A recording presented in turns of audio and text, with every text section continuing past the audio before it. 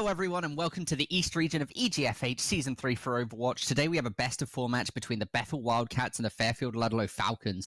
I of course want to thank our sponsors, the Yukon School of Engineering, the Yukon Gaming Club and Murph Crush for making this season possible. My name is Kevin Navik-Dignan and today I'm joined by David Haunts. How you doing, Haunts? Pretty solid. Haven't casted in a while, so it's good to flex the casting muscles a little bit today.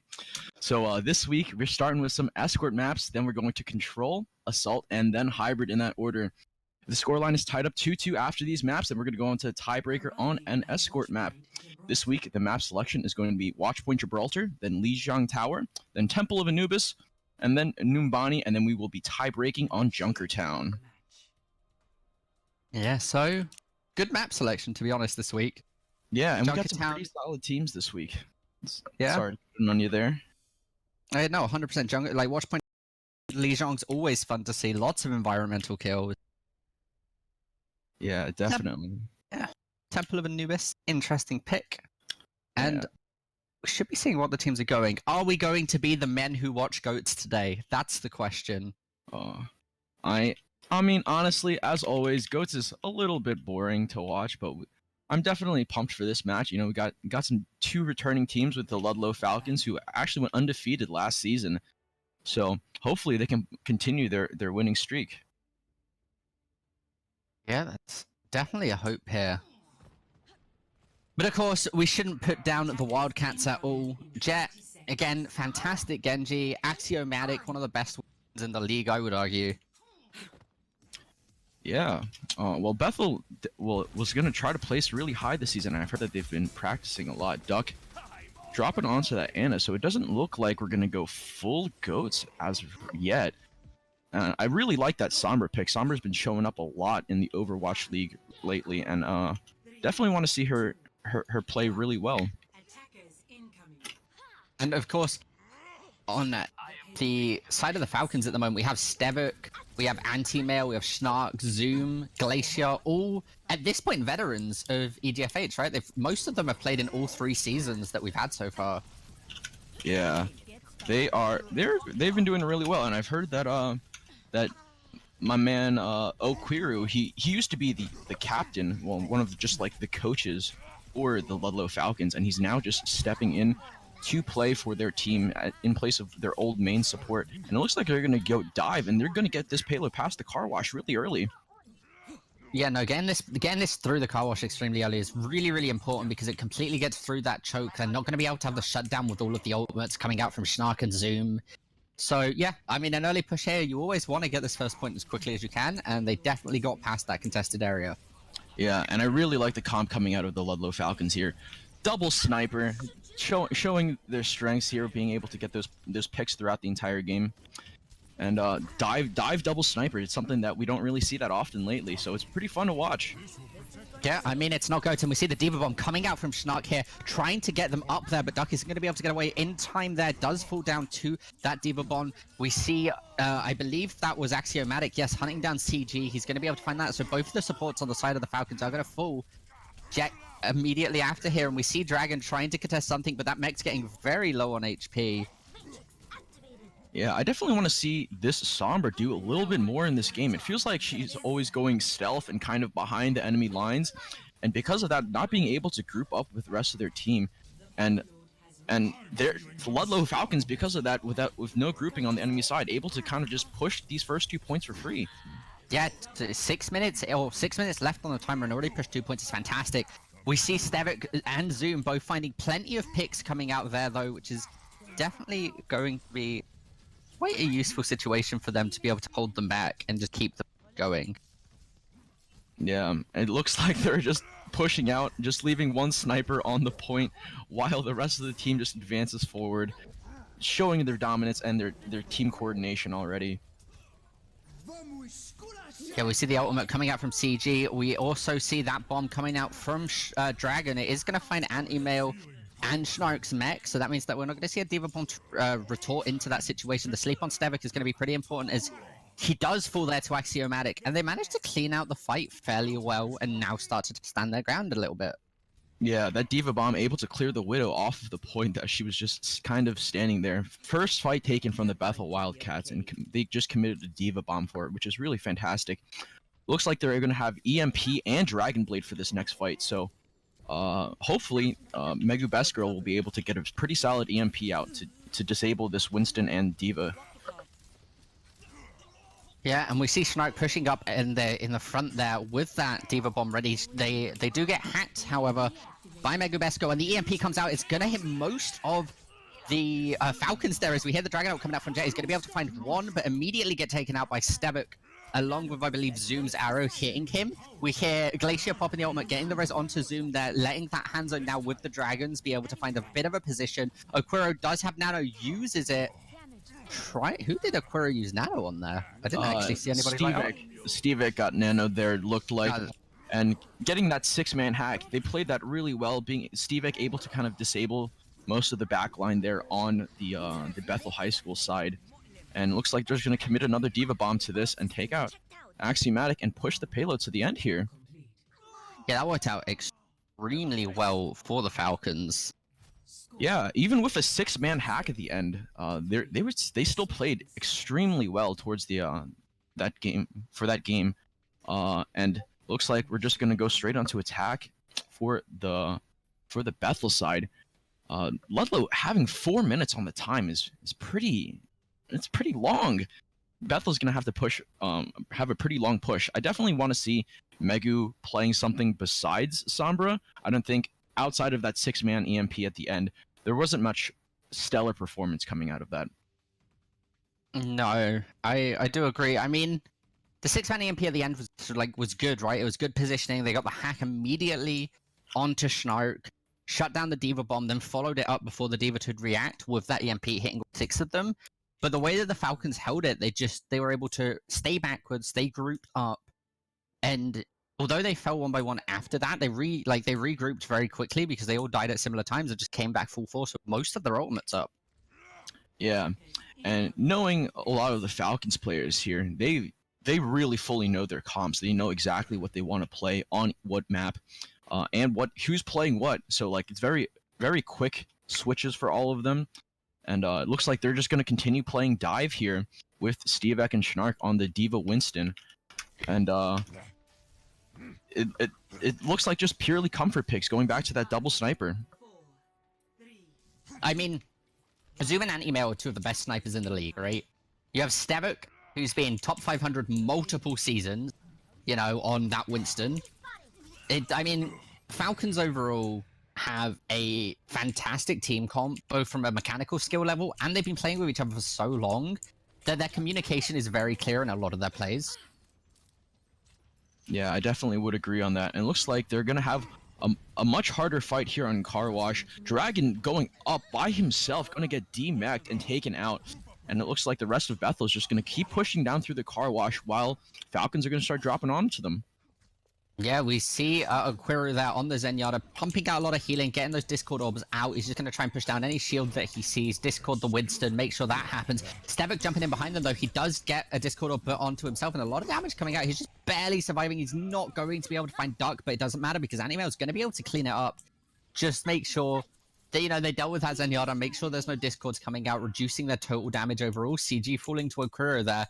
And if you look at the ult economy, it's slowly building up, and it's just leading more and more on the side of the Falcons. Yeah, the Falcons look like they're going to have basically 4 ultimates here going into this next fight. While Bethel's only going to have that 1 EMP, and they're going to just look for another fight with that 1 EMP alone. Yeah, Zoom getting very close to the Dragons. We have the Transcendence from Aquiro. We have the, interestingly enough, Anti-Mail not popping the visor immediately. Yeah, I definitely think that, like, with this level of control, with double sniper, especially with the Hanzo, like, Sonic Arrow, they're able to kind of sit under Car Wash and just have Sonic Arrow scout the top side and be very safe with just that, and then use the Widowmaker ultimate for further pushes down the line. Yeah, no, that's definitely a possibility. Again, it's that communication that we were talking about, right? They have a lot of vision. They're cool. I imagine they're calling out exactly what they're seeing. Axiomatic here trying to find something. He does find Schnark, but Schnark's just going to get rested by Glacier and is going to fall to Zoom. So now they're down a tank in this next push. They're staggered. They've got to wait, use more time waiting for Axiomatic to get back, and then all push as a group. Yeah, but at least now they have 4 ultimates here to play with. Now, again, they have the EMP and Dragon Blade, so I definitely want to see them commit maybe like 1 support ultimate and maybe the Dragon Blade for this fight. Not commit too much just because they should know that the Ludlowe Falcons should have so many ultimates that they haven't used yet. Yeah, and Animail, they're making a beautiful play as he waited, ran around the corner. His teammate that you could see, I believe Stevic was pushed up, pulled out when they all pushed into him, and he peeked around the corner and picked off Duck almost immediately at the start of that fight. Yeah, and then EMP coming out, getting a 5-man EMP, beautiful play, but didn't taken out almost immediately with no follow-up there. It looks like Jet's going to be switching off the Genji to the Hamster. Yeah, a little bit of Hammond, Wrecking Ball. It's always an interesting pick to have, although I'm not seeing the pick switch happen. Looks just he just switched back even, so he just lost some Genji ultimate there, unfortunately. So hopefully they'll be able to make this play with Transcendence and Diva ult. It looks like Widowmaker just popping the sights just now for their final push so they can get a good sight on everyone and know where everyone is. Yeah, 30 seconds. This is the do or die push, right? They need to find picks, and Doug getting picked off immediately at the start of the fight again is definitely not going to help their chances. Anti-Mail sitting on that bridge behind enemy lines, searching for those supports. He sees Jet kind of contested. Megabesco there jumping out, forcing Anti-Mail to back up, but Zoom getting 2 kills with the Dragon there, Megabesco and CG Gaming falling, and I just don't see them regrouping or getting on the point in time. Yeah, an amazing Hanzo ult coming out from Zoom. And then Anti-Mail picking off Duck as he's walking out of spawn again means that he won't be able to use his Transcendence this game at all. Dropping the Diva ult for just good measure, and hopefully it looks like the Ludlowe Falcons will be taking map 1. Yeah. I mean, that's map 1, right? It just shows you the Falcons in the league are currently the team to beat, I think, right? From a mechanical standpoint, they just play so well.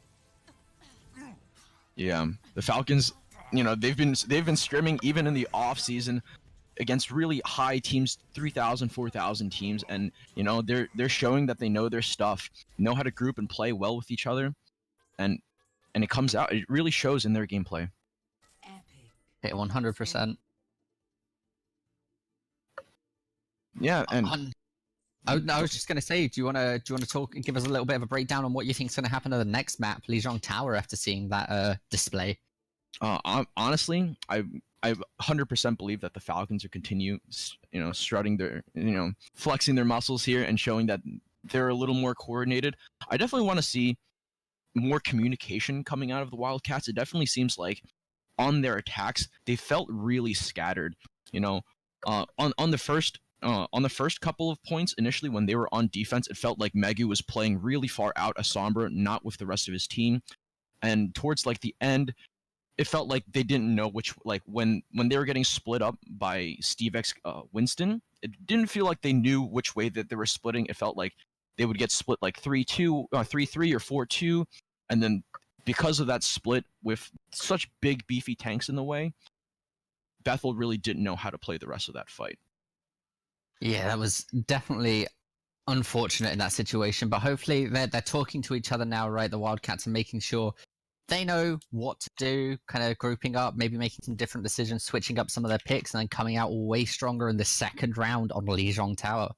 Yeah, I definitely think it might be a bit of the nerves coming out for the Wildcats, like knowing that, they've played against the Falcons before in previous seasons, and they've always lost to them, like I feel like they need to come out in these games with a fresh mindset, like, we're not just going to lose to these guys. We have to be able to coordinate and take these fights.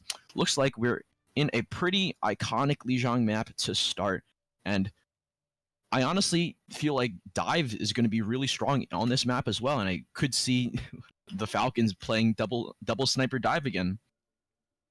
I mean, I wouldn't mind seeing double sniper dive again. Of course, Lijiang Tower, especially this point, is kind of notorious for being a GOATS map, right? It's so good because it's just this square point. And I guess this goes for a lot of them, but it's just an open square point in control where, like with Lunar Colony, you can just run in and start swinging that Reinhardt hammer.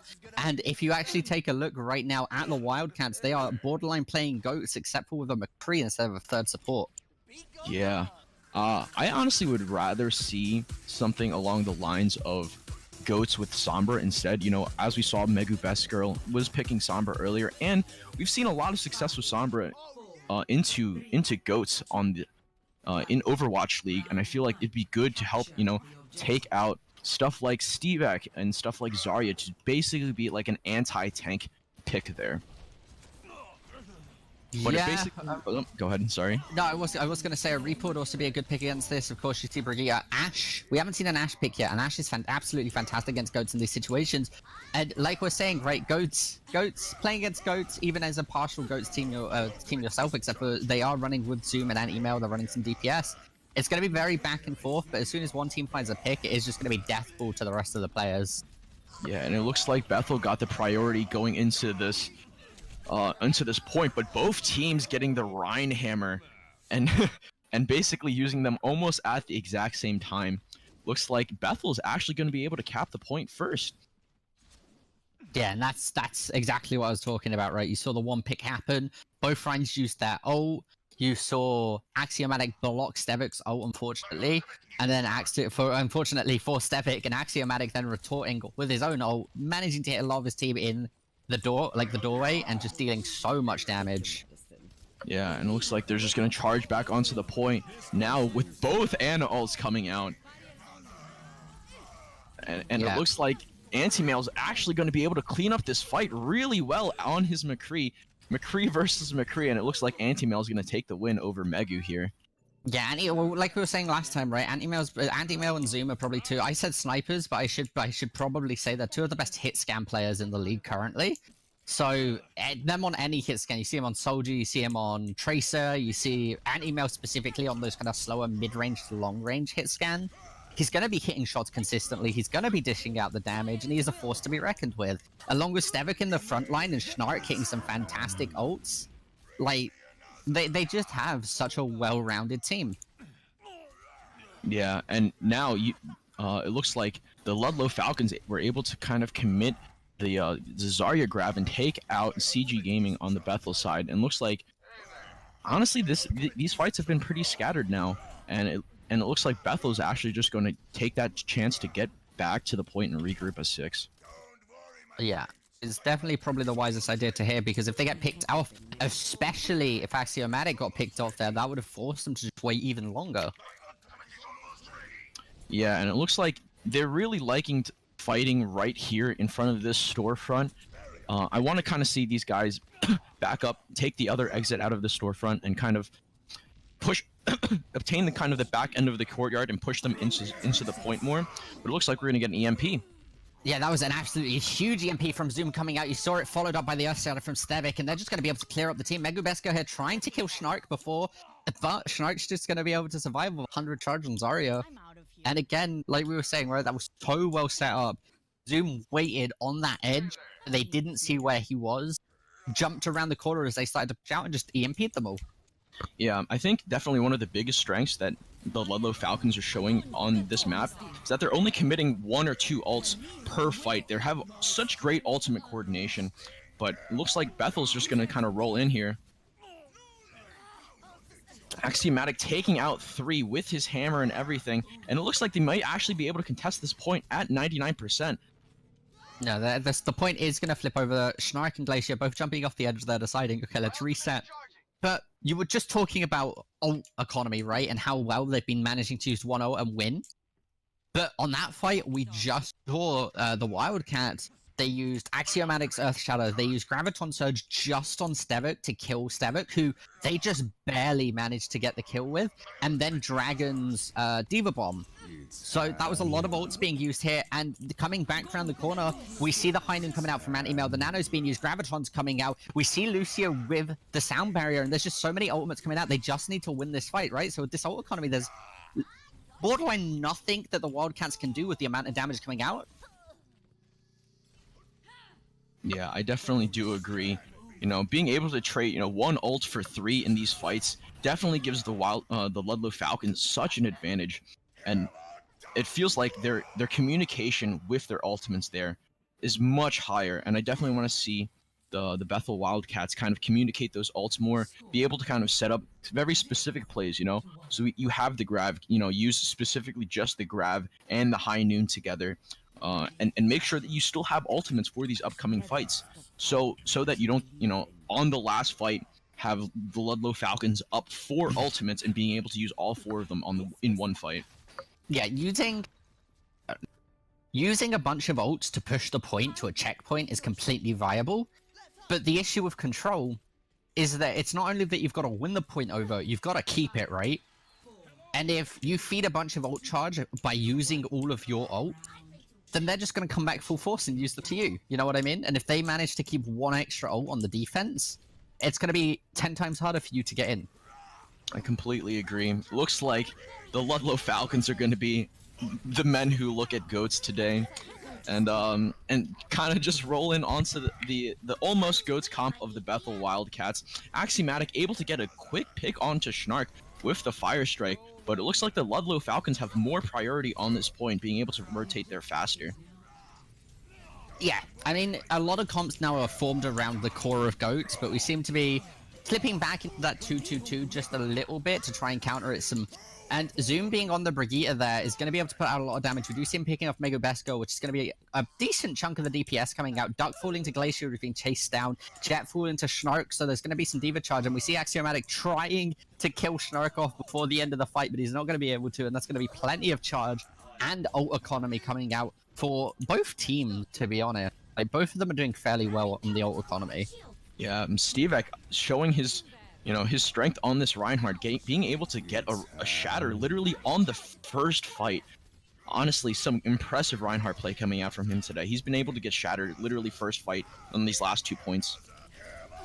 Yeah, and the hammer down coming out there is going to hit quite a few players here from Axiomatic, but we see all of the ults now coming out from the Falcons. The Diva Bomb coming out, they're not going to be able to block it in time. We do see some good bubbles coming out. In fact, I'd like to highlight that right there. Jet saving most of the team with those 2 Diva bubble, or Zarya bubbles. 1 on Dragon with the Diva, the huge bodies managing to soak up all of the damage. So that was extremely well played by Jet, but the Falcons are still just going to be able to push in, dealing all of that damage. Axiomatic getting the nano here. They might be able to turn it around. Falcons may have overcommitted slightly, but backing up to that door frame, there's going to be so much damage coming out. Diva Bomb, or fucking, Zarya ults there coming out, and we just see there's so much ults going on. We see Axiomatic there hitting the ult, but Stevik does manage to block it, and it's just so back and forth in this environment. Ults are charging so quickly. The points being contested by CG Gaming. They're trying to sneak up behind it, but they are prepared with both Glacier and Okiru coming around.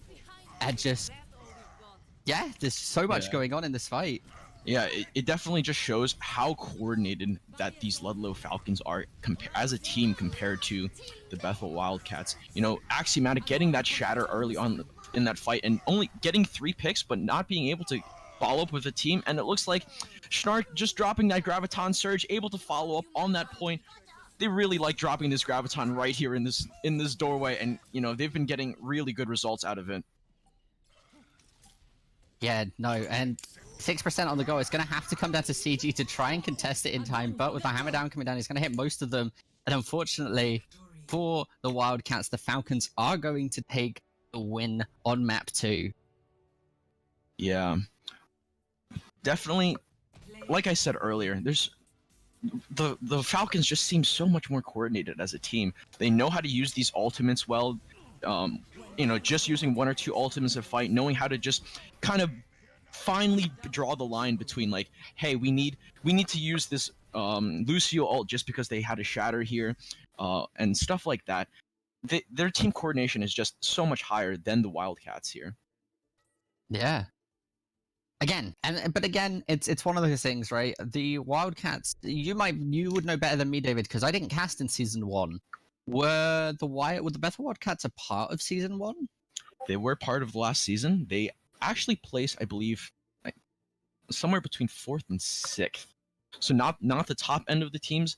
Obviously, we have teams like the Ludlowe Falcons, like the Kanor Tech Panthers, that had such good results because they had such strong players on their team. I think Ludlowe, above all, has the strongest team coordination out of all of the teams in the league. followed by the Kaynor Tech Panthers, just because they have, believe, 2 top 500 players in their off-tank roles, and both of them now are actually in tier 3 teams. I've actually heard that Stevek has been recently trying out for a tier 3 open division team as well.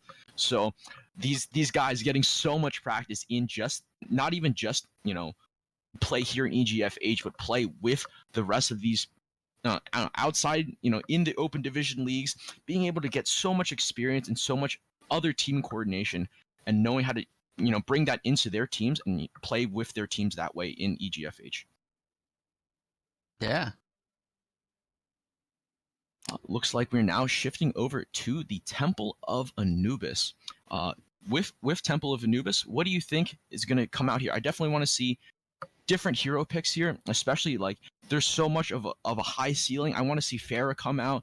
I want to see, you know, different picks on defense, because I know that initially on the first point, a lot of people can pick Bastion or Torbjorn and have a lot of success with these turret champions.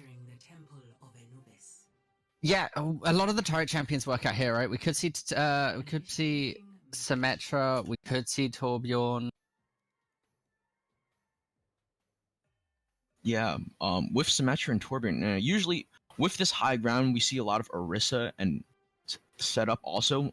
With that high ground coming in on the defense side, we also usually see a lot of Widowmaker, who usually camps on these further back end platforms to kind of get line of sights onto the main doorway.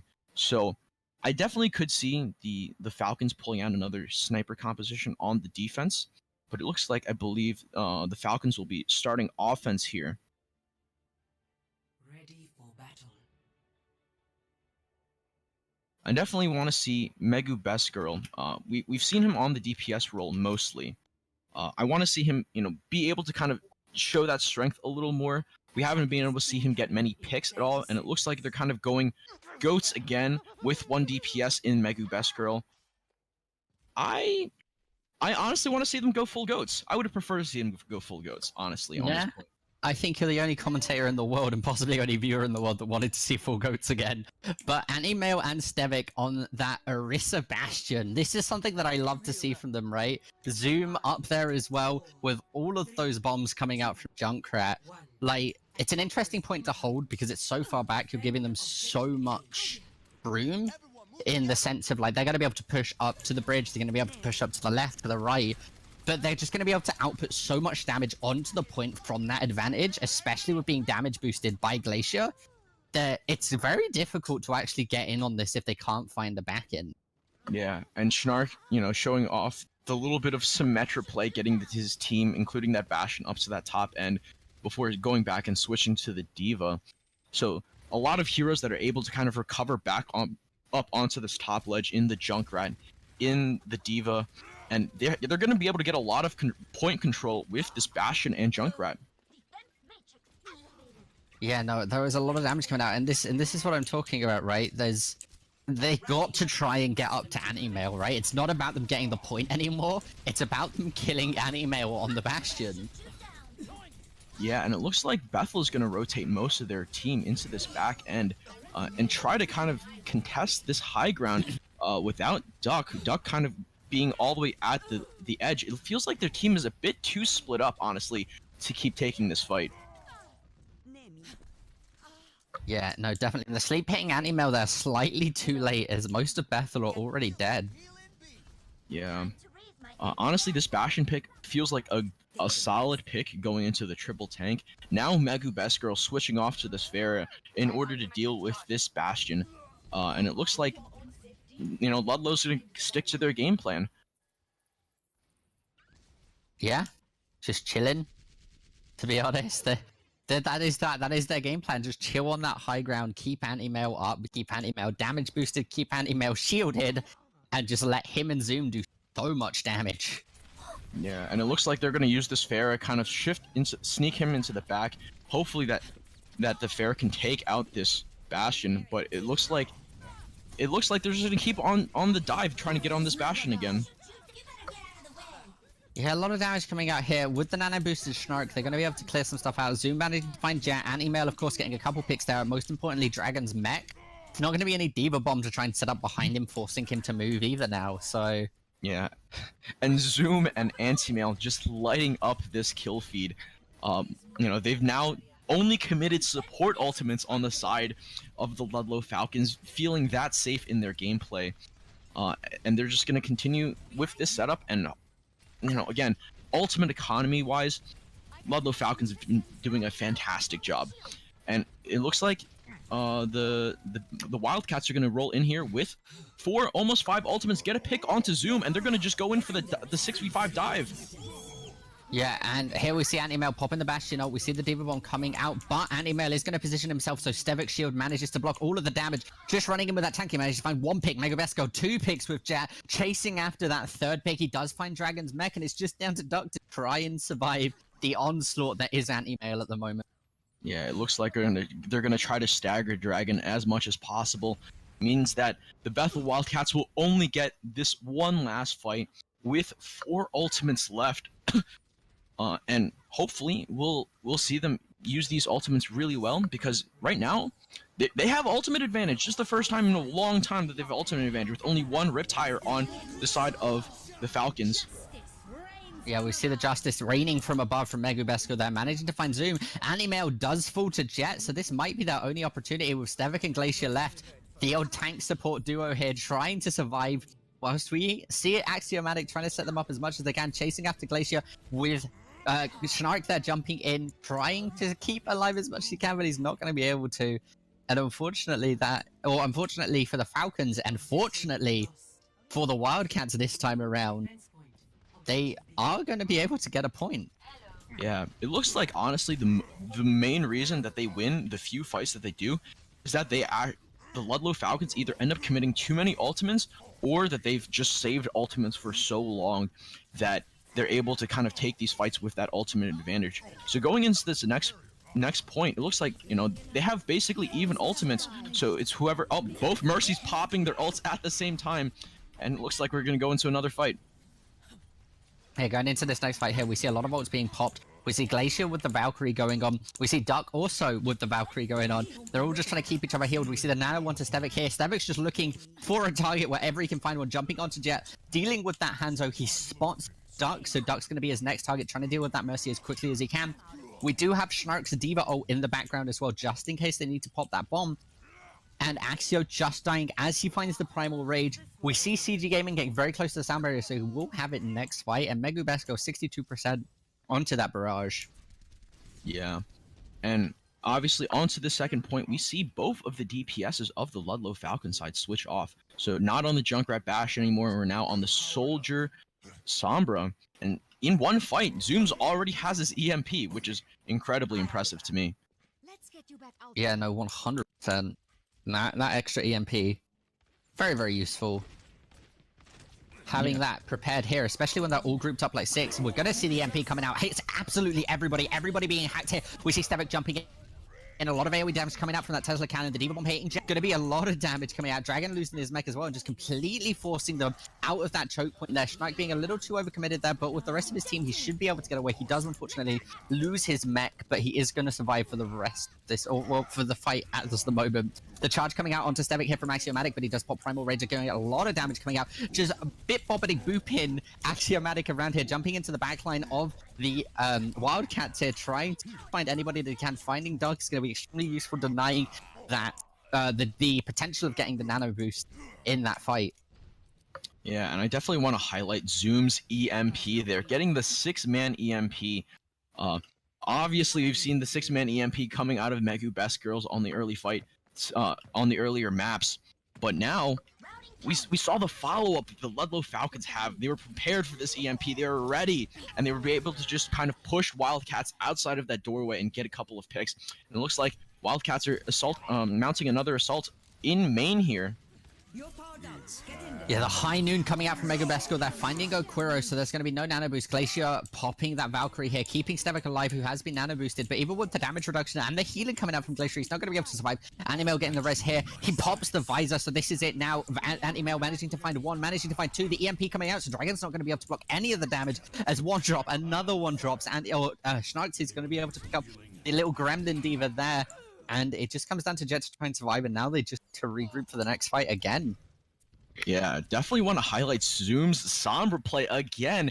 It's the second fight in a row that he has had EMP.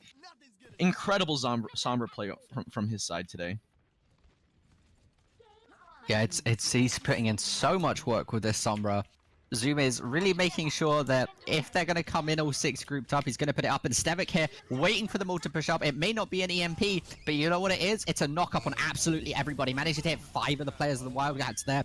He is also going to be able to survive, wasting the anti-healing there coming out from Duck as well. So there's not going to be some big grouped anti-heal coming out in this fight. The Nano gets popped onto the Axiomatic, who doesn't have his ultimate yet. The Jet Dragon wombo combo here with the Diva Bomb and the Graviton, but it's not going to be able to find anybody as the Diva Bomb comes out from Snark, managing to get Axiomatic's shield very low, popping that Earth Shatter. He is going to find Anti-Melt and Zoom. Yeah, great Earth Shatter to kind of try to close the fight there, but honestly, Steve-X Hammond looking like a big struggle for them to deal with. He is so fast, so mobile, and with such a big health bar with those shields, able to get so many knockups during this entire fight. And it looks like they actually are still contesting this point with Steve-X being able to stall for so long. Yeah, Anti-Melt actually having another ult in the same fight here. Visor coming out, managing to find Dragon, chasing after CG Gaming, not wanting that Lucio to be jumping about anymore, and that is going to be round 1. 1 point towards the Wildcats there, with 0 time left in the time bank. Alright, I've definitely played with Steve-X before and seen his Hammond, and he was so good towards that last fight. He was able to stall basically 1v6 towards the end with trying to get his whole team respawning. He was able to stall for so long and able to bring that point back and close the game on the Ludlowe Falcons side, meaning that Bethel is only going to be able to take the first point here. So, looks like Falcons have a bit of an easier task on their hands. Yeah. I mean, they have to... I wouldn't call it an easier task, right? Like, they still got 1 point, right? And although they got it to 0, like you were saying, Stevic played an absolutely fantastic Hammond there. Positioning was good. Target priority was extremely good. But when it comes down to it, they still lost that first point with like 3 seconds left on the clock. So they've still got to get through at least 2 points. Yeah, I definitely agree on that. And although Temple of Anubis is a little tougher on the second point since the spawn is so close, I feel like they feel a little bit more confident not having to cap all of point 2. I believe they have to get to, I want to say, 3rd tick. I believe it was only 1st tick. Only 1st tick? Okay. Maybe I'm a little off there. But it looks like they're just going to be able to set up on high ground here with an interesting comp here with a Mei as their 1 DPS. Yeah, that's definitely a bit of an interesting comp. They are running goats with Mei. They're running mates. Yeah, I definitely want to... Again, although I'm not the biggest fan of goats, I want to see them actually use a Brig on the side of Bethel. You know, Brig didn't get multiple nerfs and still be in the goats meta for no reason. Yeah, but she got nerfed again, didn't she? And then it became a bit more viable to run other characters. She wasn't a staple as much as everybody else in goats were. But on the topic of goats, we do have goats on the side of the Falcons here, and they are just going to try and push them into that small room, doing what goats does, find a small secluded area and just deathball your way through the entire enemy team. Yeah, and it looks like the Falcons able to kind of continue their assault here with just the team composition strength, kind of get all of these 1-by-1 picks, you know, getting Duck, getting Axiomatic, getting Dragon slowly, and after they just take out Megu, it looks like this first point is theirs. Yeah, so it does come down to Megu here trying to survive for a little bit, but with both the Ice Barrier and Ice Wall coming down, that is going to be the first point going towards the Falcons very quickly. Yeah, and it looks like they're going to have a lot more time to assault onto the second point than the Bethel Wildcats did. And they're already setting up to kind of attack onto main. I definitely want to say one of the earlier points that I wanted to say was that I didn't want Bethel to just keep walking up main on their attacks, and it looks like the Falcons are going to kind of able to take side routes pushing up onto this right side. Yeah, Axiomatic getting knocked down in a very bizarre way there. I'm not actually quite sure what happened. I just saw him drop to the ground. But Zoom is going to get, or a lot of the team from the Falcons here are going to get caught out. Glacier popping that Transcendence, a lot of them getting antied as well by Duck, so the Transcendence isn't going to do any work that it was looking to do. The Shadow coming from Stevic there, being able to find one, but probably not as much as he anticipated there. Megu Besco popping the Blizzard, managing to get a lot frozen. Oquiro, Shark not being able to get a lot of damage out, but even with all of this happening, and like the unfortunate ults that didn't quite hit on the side of the Falcons, they are going to take the map. Yeah, I definitely want to say that May Blizzard felt a little late with half of his team dropping before he was even able to kind of use the Blizzard to follow up. So, looks like Falcons, continuing their dominance and showing why they were undefeated last season. Yeah, no, 100%, and that's going to be the third map going towards the Falcons. But of course, we do play with all 4 maps every week, and our 4th map of the day is going to be Numbani. Numbani, very honestly one of my lower tier maps on that kind of on the hybrid maps, but it's still a very fun map. I definitely want to see what each side will bring out, kind of show their strategies overall. So there's, 6 hybrid map? Blizzard World, Numbani, Iconvold, Kings Row, Hollywood. So there's 5, right? Yeah, they're all at 5 now with the introduction of Paris. Oh, right, so 6 with Paris. Oh, no, so Paris is Assault. Paris is Assault. So all categories have 5 maps now. Yes, right. So I don't know about you, but I think I'd rate Numbani probably midway on the hybrid. I think I would put Numbani as 4th, with Blizzard World being my last. Yeah, Blizzard World is last. Numbani, then I would put Kings Row Eichenwald as my top 2. Right. Yeah, and then Numbani Hollywood kind of switch back and forth. Yeah, I think I prefer I think I'd go from bottom to top: Blizzard World, Hollywood, Numbani, Eichenwald, Kings Row. And it's not because I'm British that Kings Row is my favorite map. It's just a very well designed map. It is. Honestly, usually when we go pick ban system, especially towards the finals, most people end up picking either Eichenwald or Kings Row. Definitely prefer the Kings Row because we see a lot more hero picks there, with Farah and stuff like that. But now, let's talk about Numbani a little bit, They have some interesting attack points here. They can push, up into the top of the building, into the bottom of the building. They can go kind of like left all the way around the building to kind of go into the back end of the point, while defense usually kind of just sticks on that high ground-ish area. So what do you think is going to come out of these sides for both of these teams? Well, we could definitely see the double sniper on the side of the Falcons, of course, right? There's so many long hallway type scenarios on Numbani that you get a Widowmaker up here. You could get a Torbjorn. You could get Bastion if you're defending. Like Torbjorn, Bastion work on defense quite well. Could see that Arista Bastion coming out again. Could see Symmetra. There's a lot of weirder picks because Numbani is mostly corridor. I very much agree. Since you can, fight inside the buildings, you can fight in the open air and kind of just keep the Bastion Torbjorn on the further end high ground on like the back left, back right of the point, which depends on which way you are, attack or defense. So there's a lot of line of sight also, like you mentioned, with the snipers. So I honestly really could see double sniper coming out of the Ludlowe Falcon side since they seem so comfortable with it. Yeah. And also that's always a scenario that happens. Zoom and Schnark picking Doomfist and Genji, right? Because again, lots of corridors, lots of angles of opportunity, but there's also a lot of like smaller corridors around the larger corridors for those flanking characters. Yeah, and it looks like Bethel Wildcats kind of continuing on the GOATs with 1 DPS trend. Megu Best Girl really enjoying these DPS heroes. And honestly, we can't really say, what the Falcons lock in because they usually swap towards the end there. But I definitely, one of the big things I see in Overwatch League that I kind of want to see in EGFH is the fact that usually there are some teams that pick Sombra early on just to kind of run out and scout what the enemy team is and then kind of go back and switch up their team comp based on what they see the enemy team's team comp is. And I kind of want to see that coming out of some of these teams.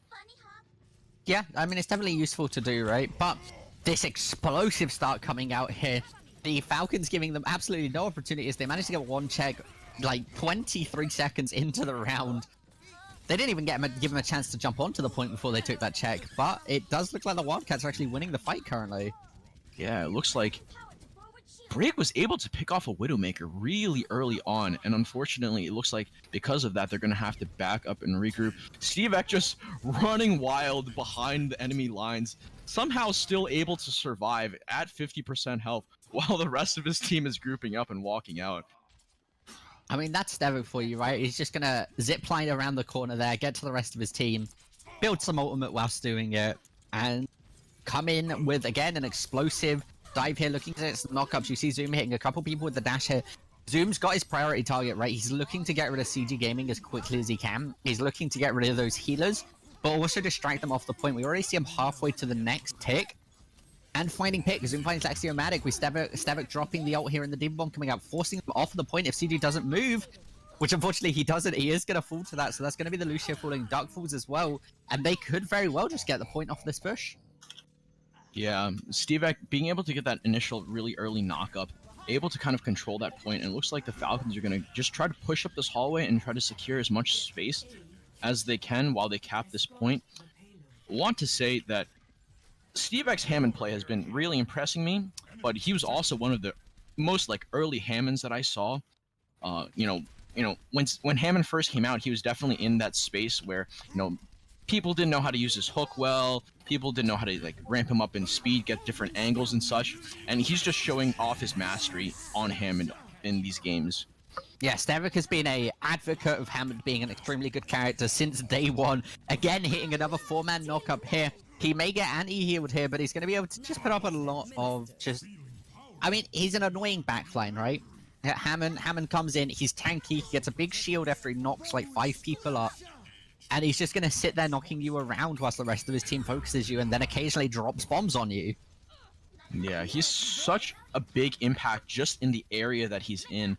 And if he doesn't want to be in that area, he just has to roll up in a ball and roll out and just, be an annoyance with that amount of speed that he's generating. Glacier getting 2 kills with a boop, taking out Jet and CG Gaming. And it looks like they're just going to be able to, with these 2 supports taken out, just continue pushing this point. Yeah, environmental kills are not something you see very frequently on Numbani, so to see a double enviro kill is actually pretty good. Yeah, it looks like they're going to be able to kind of push this second point without too much of a contest. They're going to... Bethel Wildcats looking to set up in this kind of car-washy area, but it looks like they're going to try to take this fight before they even try to cap the point on the Ludlowe Falcons side. Well, yeah, 1.7 meters away from the point. They are going to try and contest it. We see Zoom popping the ultimate here. Going to be looking for these ults. Oquiro using Valkyrie, so although it seems kind of pointless for them to charge in and stop them from getting this point, they used 2 ults to guarantee it, right? So you got rid of the Valkyrie and the Dragon Blade for next fight. Yeah, and it looks like they're only going to have basically the Hammond ult on this next point, while Bethel Wildcat side looks like they're going to get 3, maybe even 4 ults with this Lucio. So again, definitely showing their strengths when they have more ultimates on their side, but they're building up these ults really fast on the Falcon side. Yeah, they definitely are. An anti-mail now, of course, getting the Riz from Oquiro is going to try and get onto that high ground and find at least 1 or 2 picks. But Axiomatic chases after him and just deals with it immediately. Yeah, being able to use this dive comp to kind of punish these snipers that are mostly coming out. It looks like Anti-Mail is kind of over a Winston jumping on him over and over, and he switches to Doomfist. Yeah, switch to Doomfist here is probably the right decision to make, right? Because you can deal with Winston in a close-range scenario. And we see Stavik jumping in with the Winston or with the Hammond bombs there, managing to find Jep. He got Dragon quite low HP for a second there, but he is going to get healed up very quickly by Dark. Yeah, and Axiomatic and 1 HP. Yeah, Axiomatic did a really good job holding off 4 members of the Ludlowe Falcons up in this top room by himself before he went down. Being able to scatter that fight was really strong and gave Bethel Wildcats a lot of time. But trading his life for it means that they might have an advantage on the Wildcats side with numbers for now. Yeah, and 2 minutes 50 left on the clock. They don't have to get the point very far, but the Wildcats are managing to do a phenomenal job at just defending and just holding their ground for as long as they can. Yeah, and Steve X switching off of the Hammond onto this Rhine definitely think was a good pick. Looks like everyone's popping their ultimates here. And honestly, it looks like Bethel committed a few too many ults, in my opinion, for this fight. I don't think the Diva Bomb was quite too necessary. Looks like Falcons, even with so many ults committed, able to kind of win this fight. Zoom going off with his Dragon Blade, getting 3 or 4 picks there. And after they take out this Diva and Winston, it looks like they should be able to push this point to their end. Yeah, although Jet and Axiomatic are definitely not going to give them an easy time doing it. CG Gaming coming in as well. That Lucio healing is just going to be constantly letting out those nice audible beats. As the Earth Shadow does come out from Thevik there, managing to find CG Gaming and Axiomatic with the bomb coming out, being blocked actually by Megubesco. Again, they are not giving them an easy time. Jet now grappling onto the point. He's just going to circle round and round. Yeah, classic Hammond things. With so much health coming out on the side, having triple tank here on the Bethel Wildcat side. And Duck doing a fantastic job of keeping all these people healed until Anti-Mail just punches him into the back pillar there. Looks like we're coming on to the last couple seconds of this game. Yeah, well, I wouldn't say the last couple seconds. We still have another round to happen after this game, but coming into it, we do see the ult coming out from Zoom. He's going to be trying to deal with Duck there and most of the backline, whilst he lets the rest of his team deal with the tanks. You have Shadow coming out, does find Axiomatic, CG Gaming and Dragons all by himself here. He does fall, and they are going to be able to win the round with 55 seconds left on the clock. Jet was so close to that point at the end. And Duck switching off to the Brig very late. Honestly, I kind of prefer that. I kind of prefer Duck on that Ana, even though he kind of got picked off twice towards the end there. You know, Duck was able to give out a lot of healing. I think he's been a very stable healer for this for the Wildcat side. Yeah, no, there was a lot of healing coming out from that Ana. And with it switched over now, what do you say? Just shucks. I cannot apparently speak. My S's are all over the place. What do you expect the Falcons to come out now on defense? I mean, they had a really strong defense on Temple of Anubis with that Bastion, so I definitely could see them, you know, taking that same setup of what the Bethel Wildcats did, you know, camping this top back point and able to just, you know, play this high ground, you know, control it with their turret champions. But it looks like Anti-Mail has different plans, going on to the Torbjorn instead of the Bastion this round. That's close what enough. I want to say. Yeah, I definitely do agree there. And it looks like he's just gonna have fun. Hopefully he'll pull off, you know, some crazy plays just like Haru did a couple days ago. You know, able to win some 1v1s as Torbjorn in finals for actually no, I believe it was semifinals for nationals. Yeah, no. So after Torbjorn received his rework, he's now, although he was a bit of a niche pick before, he's now, I'd say, a fairly solid all-round pick. If somebody knows how to play him and when to use his armor, and the area denial he provides with his new Molten Core, it's yeah, he's just an incredibly useful character now. Yeah, and he's honestly more obviously of a solo carry than he used to be before. I honestly prefer the armor packs, but it looks like Megubesco are going to pick into this fair, expecting a turret champion here on this side. Torbjorn turret goes down, meaning that he won't be able to place it for another, I want to say 7 or 8 seconds. Bethel Wildcats doing a great job of rotating onto this backside and forcing the Ludlowe Falcons off of this high ground, actually. Looks like they might be winning this fight. Yeah, no, they are 100% winning this fight, as we saw Zoom fall, Okuro fell, Anti-Mail fall, Glacier fall, Stevic falls, and Shark is just going to be able to get away just barely with his life, and that's going to be the first point almost as quickly as it was taken from them by the Falcon. Yeah, and it looks like they're swapping straight to goats onto the second escort phase of this map. Interestingly enough, running goats into Farah is not something that you see very commonly. Yeah, I would agree, but I feel like with Steve X shield placement, he's been doing a great job. And with that Diva defense matrix, even though it did get nerfed recently, they'll still have a pretty solid time fighting against this Pharah. Yeah, but as you say that, here comes the justice. Okura managing to find the pick, only Zoom falling. It's not the greatest loss in the world, like we were saying. Brigida isn't necessarily core anymore, but Stavik dying that early into the fight is definitely going to hinder this GOATS comp a little bit. Jet absolutely going off at them. Yeah, I definitely want to say one of the bigger weaknesses of the Ludlowe Falcons is that if Stavik gets a little tilted, it can kind of show in the rest of the team play because he's one of the primary shot callers for their team. So getting those 2 picks onto Stavik in these last 2 fights probably isn't the best for them.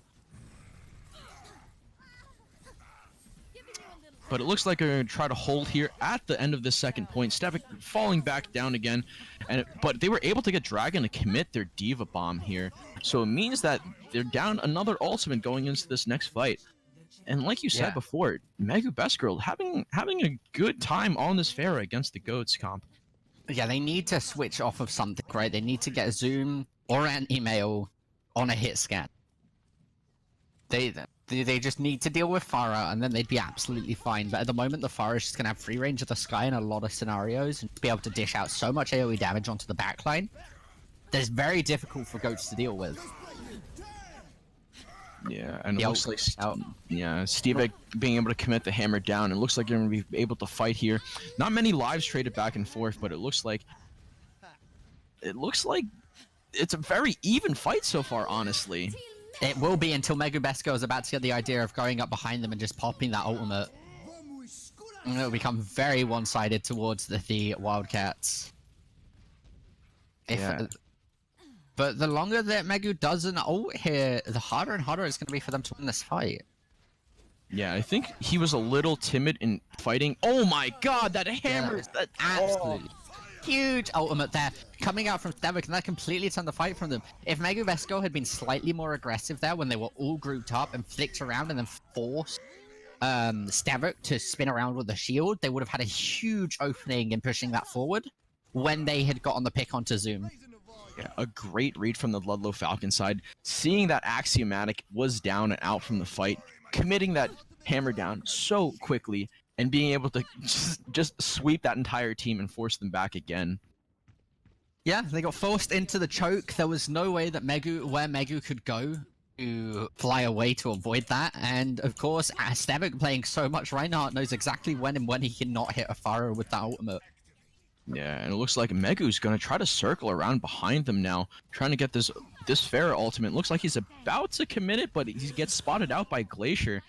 Megu able to take him out, though, in that 1-for-1 trade. So they're just going to keep on with this fight. They have to be worried about this Pharah ultimate, though. Yeah, Duck popping the ult there. Jet managing to find Snark. We do see the hammer down coming from Axiomatic. And with 3 minutes left on the clock, they're going to be able to get a lot... Like, they're going to be able to push very far before the Wildcats are going to be able to get back in time. Yeah, Bethel actually did a great play looping around this back end with half of their team after they got that pick on Glacier. And Oquir just going to... Both sides popping their Lucio ultimates and going into this fight. Yeah, Justice coming down. There's so many ults coming out. Mega Best Girl, of course, popping that. A huge Diva Bomb for Snark, managing to find 4 Axiomatic Duck, Mega Best Girl, Jet, all falling, but Dragon answers it back, hitting Aquira, Anti-Mail, and Snark's mech. So that was a 4-kill Diva Meg, followed by a 3-kill Diva Meg in the same fight. I actually just jumped out of my seat after seeing that Diva Bomb. Oh my god, great save from the side of Snark, being able to hold this point just a little bit longer. And honestly, I wanted to see Megu Best Girl pop his Pharah ult on earlier fights, because it feels like he could have had another Pharah ult by now. And now they're going to go into this next fight with no ultimates on the side of the Bethel Wildcats. Yeah, and like you got to also notice that both of the Lucios came out there very clutch with their boots, just knocking away the shields as the Diva Bombs went off. So I mean, that was good team coordination and communication between those Divas and Lucios combined. Zoom here absolutely popping off at the moment. Finds Dragon, finds Axiomatic, and he's just going to force them out. It looked for a second there like the Wildcats were going to be able to run over the Falcons with a 2.5 or just over 2-minute lead, but they are definitely trickling down the time here after that fight. Oh my god, I have to cast standing up. This is such an intense game now. And it looks like they're Bethel really enjoying this back end loop that they're doing around this building, but now it looks like they're just going to push up main since the payload has been pushed so far out. Yeah, no, and this is going to be the fight that makes it or breaks it. We see Duck Pup in the ult. We hear the ult coming out from Axiomatic. It's going to be able to find a couple, but right down in the background, we are going to see Animo and the High Noon hitting 3 people. Megubesco and both of the supports dropping for the Wildcats. They're going to have absolutely no healing, and the Falcons are just going to be able to run through them. Oh my god, these 3-4 kill ultimates coming out of the Ludlowe Falcons side have been so hype. Oh, like I jumped again when I saw Anti-Mail just pop almost all of the healers on the Bethel Wildcats side, and it looks like Bethel's only gonna get one more good push out on this point. Yeah, no, that is 40 seconds left onto the clock. They now have less time than the Falcons had on their map, and they've probably got a good like 20-30 meters to push it. Yeah, and it looks like the Ludlowe Falcons are kind of borderline 5 ultimates in this last fight. Going to be a really tough fight for the Bethel Wildcats as they push in. Yeah, here comes the Earth Shadow. Megubesco managing to find 2. We're going to see the Diva Bomb coming out. 4 kills from Snark again with that ultimate. Dragon hitting Glacier as well. Absolutely phenomenal Diva Bombs coming out from Snark. And that may just be game here. CG Gaming's going to try and contest it, but he is going to get taken out, and they don't have enough time to get back. I mean, maybe the Hammond, maybe Jet can jet through the corner here, get around, but he's going to get pooped out by Oquiro, and the High Noon coming out. Dragon manages to get it just in time, but the High Noon finds Duck, finds the mech coming out from Oquiro. The overtime's kicking down, but nobody notices Megubesco into the backline. It's going to be down to Glacier to try and deal with that, but Megubesco does, as well as taking out a 1-for-1 trade there. And it's just left to Duck. The team kill happens, and that's going to be game 4 going towards the Falcons. That is the game, and I want to say, Snark MVP this game. 2 4-man Diva Bombs to sway 2 huge fights that they really needed. Anti-Mail getting the play of the game here, but it's probably going to be also his High Noon. So many strong ultimates coming out of the Fairfield Ludlowe side this game to hold this point at the last point. Yeah, that was unbelievably exciting. What a final map. And of course, like I just said, it has been 4-0 to the Falcons. And of course, I'd like to thank you all for tuning in to the East region of Season 3 of EGFH, with, of course, the Falcons taking the victory. You can follow us at officiallyGF on Twitter and Twitch for updates and announcements. I, of course, would like to thank our wonderful sponsors, the UConn Gaming Club, the UConn School of Engineering, and Mob Crush for making this season possible. I've been Kevin Navik Dignan. You can find me at NavikCast on Twitter. And I am David Hans Chen. You can find me at Hans at basically every single platform out there. Thank you guys again for joining us for this intense series of Fairfield Ludlowe. Again, showing off why they were undefeated last season. We will catch you guys next time.